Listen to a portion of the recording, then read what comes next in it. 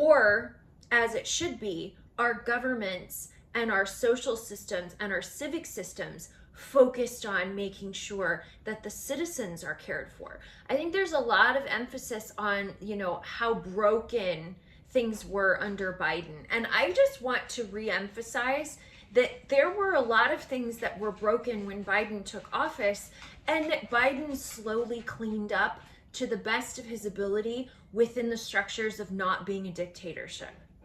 And I really, really struggle with this sort of short-term, blame game politics that fundamentally, revise the historical record about depth when it's convenient.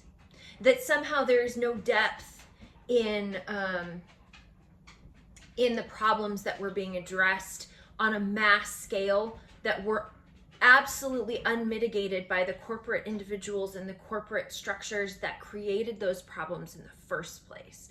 I think that the bounty system, which has been normalized, and this sort of mafia culture that has been normalized in our society, and this idea that thuggery and, again, lowest common denominator of this predatory, stalking,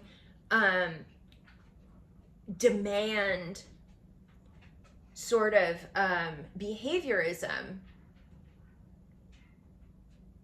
and that we have become passive to that, so that someone is going to demand these things, or that they're going to play victim, or they're going to plead poor, and in an information metric. But it isn't about information in an applicable capacity. It's about information in a capacity which is invasive to individuals. You don't need to know about whether the individual that you have shell gamed is still around or not, and to prey upon an entire community and the children in that community in order to try and get answers. Is he dead? Fuck you. Is he dead? My mother?